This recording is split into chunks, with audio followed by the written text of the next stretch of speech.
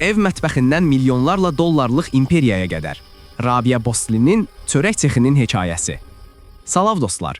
Bu gün sizə çox sadə, ağlamadan, yellənmədən və uğursuzluqdan danışmayacağam. Sadəcə, adi bir Pakistanlı evdar qadının hobbisini gözəl bir işə çevirməsi.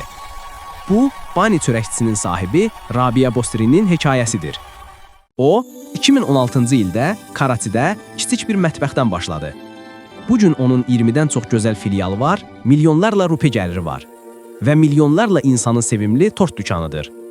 Əgər siz də kiçikdən başlamağın, yaxşı bir biznes qurmağın yaxşı bir yolu olduğunu düşünürsünüzsə, bu videonu sona qədər izləyin. Çox xoş olacaq. 2016, Karachi.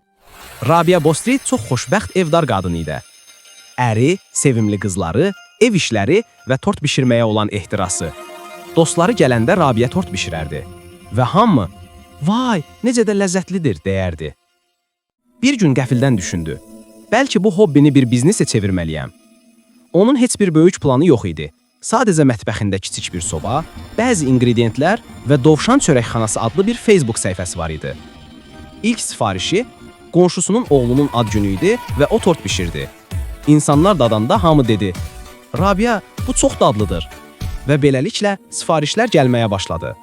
Əvvəlcə 1 və ya 2, sonra 10 və ya 15, sonra hər gün onlarla. Rabia gecələr tort bişirirdi. Əri və qızları da ona hobbisində kömək edirdilər. O, Karachinin isti havasında belə gülümsəyərək tortları motosikletində özü çatdırırdı. İnsanlar soruşurdular, "Bu dovşan nədir?" Rabia gülüb deyirdi, "Sadəcə mənim kiçik xoşbəxtlik dükanım." 2017-2018-ci illərdə Dovşan sosial mediada çox məşhurlaşdı. Hamı deyirdi, "Bu tort evdə bişirilən tort qədər dadlıdır. O qədər dadlıdır." Uğur amma kiçik çətinliklər var idi. Mətbəx kiçik idi, sifarişlər artdı. Bir dəfə bayramlarında çoxlu sifariş gəldi. Soba biraz yavaşladı. Amma Rabia təslim olmadı. Hamı birlikdə çalışırdı. Qonşulardan da kömək aldıq və bütün sifarişləri vaxtında çatdırdıq. Hamı deyərdi, "Rabia, evə bax, bunları qoy." Rabia gülümsəyərək cavab verərdi, "Xeyr, bu mənim hobbimdir, davam edəcəyəm." Sonra yavaş-yavaş ilk kiçik mağazanı açdı, bir neçə köməkçi qız işə götürdü və işlər asanlaşdı.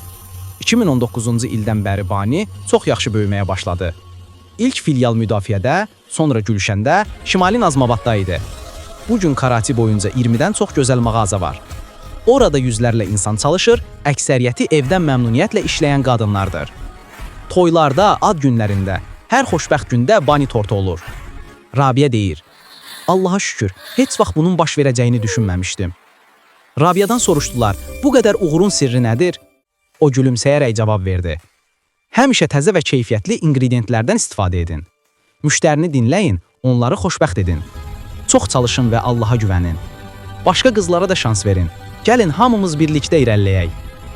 Dostlar, Rabia Bosri bizə göstərdi ki, Pakistandakı hər bir qadın öz ehtirası ilə gözəl bir həyat qura bilər. Sadəcə ehtirası ürəyinizdə saxlayın. Çox çalışın və həmişə Allaha şükür edin. Növbəti tortunuzu Banisdən sifariş etməyi unutmayın. Videonu bəyəndinizsə, bəyənin, paylaşın və şərhlərdə ən sevimli tortunuz hansıdır? Abunə olun. Növbəti hekayə tezliklə gələcək. Allah sizi qorusun və xoşbəxt qalın. Love.